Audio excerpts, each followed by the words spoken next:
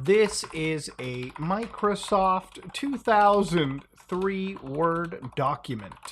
Oh my God, is that Clippy? Ladies and gentlemen, this is Windows XP, and that is one of Microsoft Office's greatest virtual assistants. Now, over the last day, I've basically seen my comment section flooded with Clippies. And a lot of that actually has to do with Louis Rossmann. He made a pretty good video where, again, it kind of really inspired me to sort of kind of talk about this because it's been something that I've been yelling into the heavens for years now, okay? You know, I'm not going to sit here and blackpill you and say the world is just dark and depressing in a lot of ways. It is, but there's ways for you to take back a little bit of control in your life. Now, why are we talking about Clippy, aside from it being, you know, a little cute Microsoft product? Well, because Clippy, no matter how you want to cut it, just likes to help. Now, you can animate Clippy, make him do a lot of scientific thinking, and some people may not know this, but there's different types of Clippies, okay? You've got Clippy right here, or Clip It, and then, of course, you've got the dot. Of course, you've also got F1 for whatever reason you would enable this, the Office logo, and of course, you've even got some magicians and Mother Nature. Now, to give you an idea, Clippy is important because it's one of the first eras of actual artificial intelligences. Nowadays, you've got things like Microsoft Copilot, you've got ChatGPT, Grok, Perplexity, Claude, every single type of AI assistant. But you know, if you wanted to just talk to Clippy, you know, all you could do is say, hey, Clippy, help me write a memo, for instance. And Clippy would be nice enough to just give you a couple of these options on the side. Clippy would not be reading through your information. Clippy would not be sending your information to Microsoft servers so they could make their AIs better off of your personal information. So you could just ask Clippy, yeah, I want to make a memo, and it would just guide you through. It'd be like File, New, and then of course you would just do in New Documents, Templates, on my computer, and of course, Memo, pick any one of these. Let's go with the professional one, and boom, Clippy helped me out. Now, I think it was easy to rip on Clippy back in the day, but of course, it wasn't just that, okay? I think Clippy was a harmless character. And granted, he didn't really do much to help at the end of the day, you know, not compared to his other friend, Bonzi Buddy. And you know, Bonzi Buddy was a pretty nice fella too. You know, you could right click on him, you could ask him, hey, tell me a joke. Anything for you, Louie. Why can't you play jokes on snakes? Because you can never pull your legs. I even amused myself with that one. Damn, he got the whole jungle laughing with that one. But of course, with all these characters, you could basically just have all of these little goofy, you know, 90s or, you know, early 2000 AIs just basically act the way that they did without interfering with your personal life. Some of the information that I need to check your email for you is missing. Please make sure you enter your mail server, username, and password on my email options screen. Anyways, talking about like what Lewis was saying. Nasty pheromones have ruined many a picnic. Okay, hold on a minute. All right, buddy, we're gonna have to. Low by the moonlight, I've all passed away. Beautiful dreamer, queen of my Shut the Dude, I forgot why that was considered malware. Jesus Christ, what a genuinely uninteresting piece of software. My God, it felt like an actual hemorrhoid in my ass. But you know, one of the things that I kind of wanted to talk about is obviously with a lot of tech companies these days, things have really dramatically changed. You know, one of the things that people really don't talk about, but I want to bring up was back in 2012, one of the most disgusting things that happened over on Facebook. Now, obviously, we all know the history of Facebook. One day, a DARPA project happens, and on the same day, Facebook is born, okay? No weird, shady coincidence there. But one of the things about Facebook is it's one of the biggest social media networks that everybody has kind of used, right? Like all of us have probably played around with Facebook at some point. But I don't use Facebook. In fact, I really don't use much social media. Like unless that social media does me a benefit, like maybe pays me out or something, I might engage with it. But other than that, it's actually just a genuine waste of time. If I want to keep up with family and friends, I will literally just call them on my phone. Simple as that. I don't have a yearning to post about my life and share photos all over the internet, especially when it appears that those photographs may be used by these companies in shady ways. Back in 2012, Facebook had launched an actual experiment on users without telling them. So for 1 week, Facebook manipulated to the extent of which people, which apparently, we're looking at 689,000, were exposed to emotional expressions in their news feeds to test whether exposure to emotions led people to change their own posting behavior. And of course, one in which exposure to friends' positive emotional content in their newsfeed was reduced, and one to which exposure to negative emotional content was reduced. So basically, they were doing like emotional play on their user base. And what's ethically damning about this is when you're experimenting on somebody from a, psychological perspective, you should be telling them what's happening. The fact that Facebook did this and realistically suffered no massive penalty from this is actually insane. Now, Lewis in his video talked about, back in the day when he was younger, in the 90s, Microsoft released, and they actually got into serious trouble with the United States Department of Justice in an antitrust case when it came to them bundling their internet browser and deliberately making it difficult for competing browsers to show up on Microsoft Windows. I mean, here's an actual footage of Bill Gates being literally grilled and trying to chess move his way out from the Department of Justice. Obviously, this was a huge issue back in the day. But I think if this happened right now, if this happened in today's day and age, it probably wouldn't be as big of an issue as it was back then. So one of the things that I found really disturbing in this story too, that Lewis had kind of brought up, was I didn't know this until today, but apparently even when it came to Facebook, and this is an allegation, but one Facebook insider ended up blowing this lid where they said that apparently, so the social media company likewise tracked when teenage girls deleted selfies so it can serve a beauty ad to them right at that moment.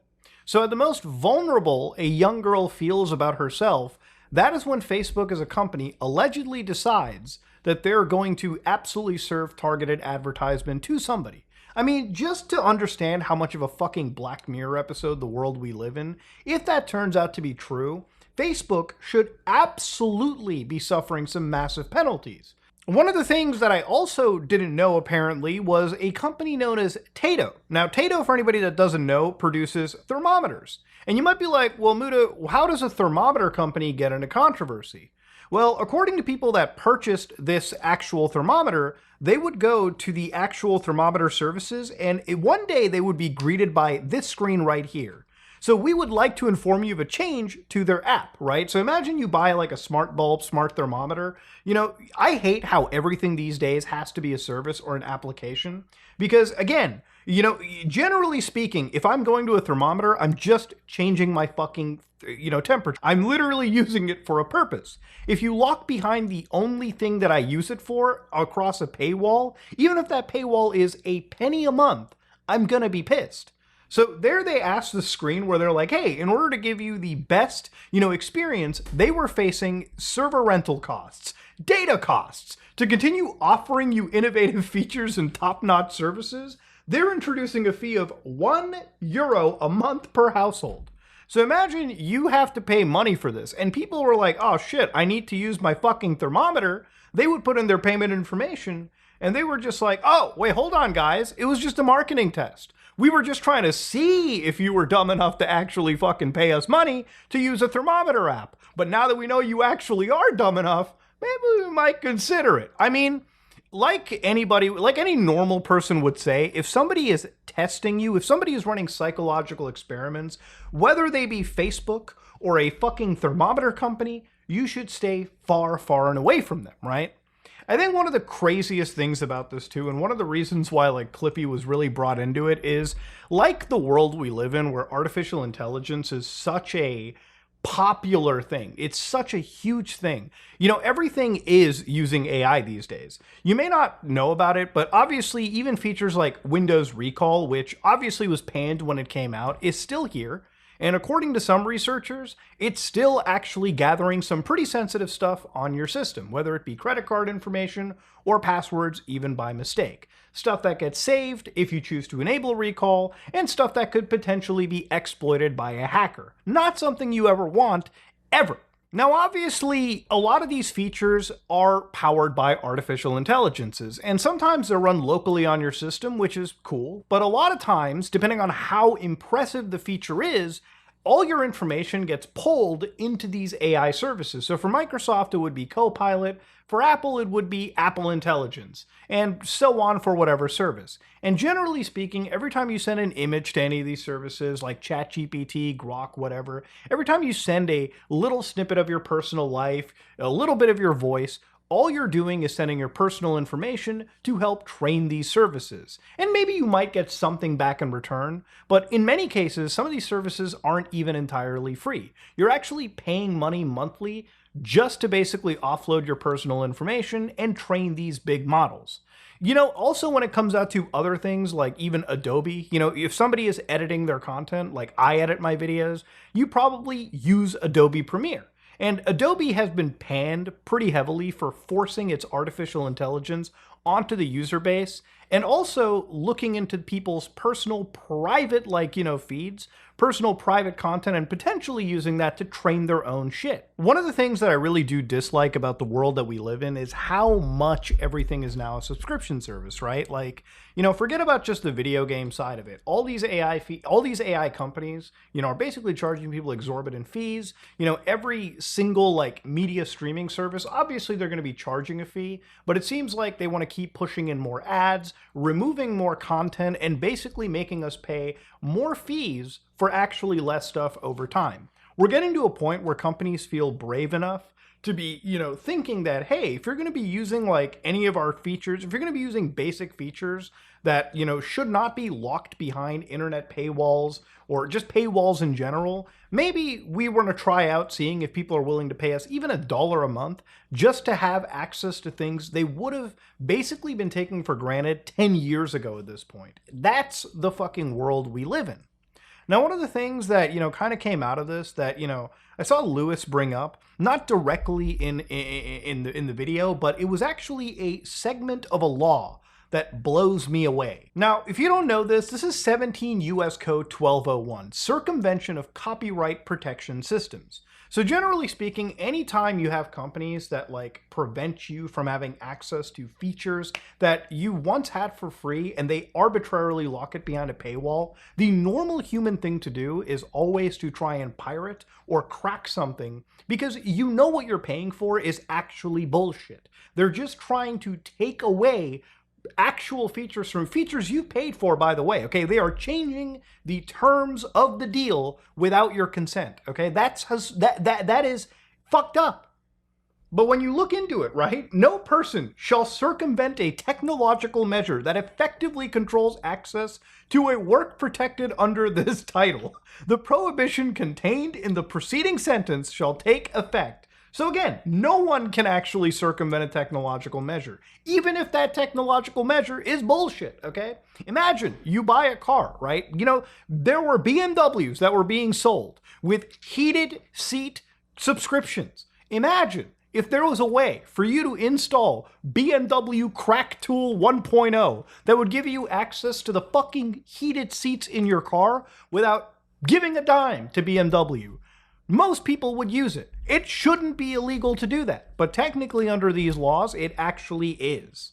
Now the thing is, this whole situation kind of bleeds into what right to repair really is, and right to repair is an important movement to get behind because it doesn't really just affect people that play video games or fuck around with computers. It can affect people that, are even farmers fucking around with things like John Deere tractors or John Deere equipment, which is notorious in this situation because in some cases, farmers can't even legally repair or modify software. Instead, they have to go through actual official channels, which usually are designed to buttfuck you financially because they know they're the only player in town. So even if you actually own what you buy, all right, you never really actually own it as long as these companies are allowed to change the terms of the deal and modify it at any given point up to them.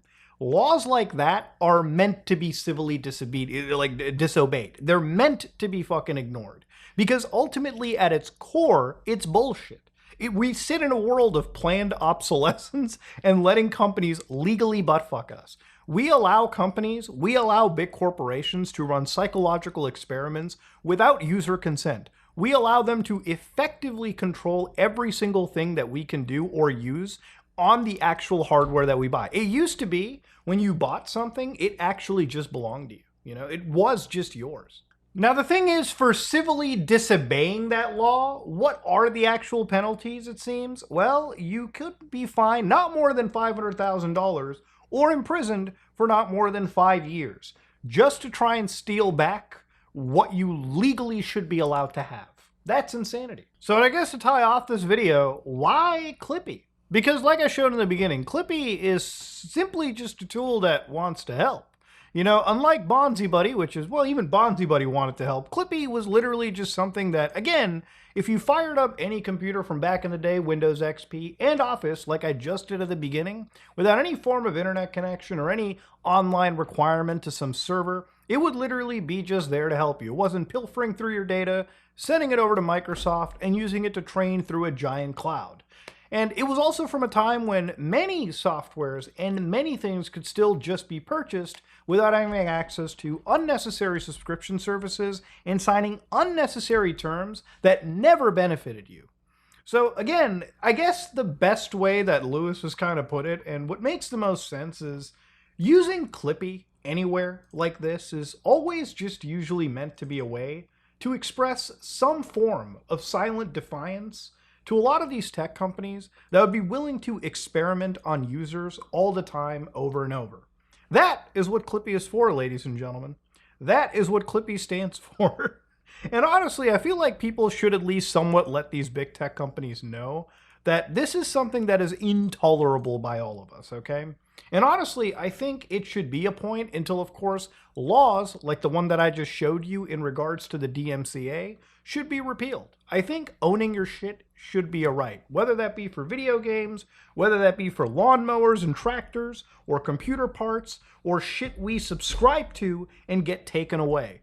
You know, ChatGPT 5 just dropped. It's absolute dog shit, in my opinion at least, and it's crazy to think that paying for a subscription suddenly means that having access to those older models that actually do the job better, in my opinion, just get taken away. You know, anything can come out and get yoinked without any of your consent. All you have to do is just keep paying for it. That's it. Ladies and gentlemen, if you like what you saw, please like, comment, and subscribe. Dislike if you dislike it. I am out.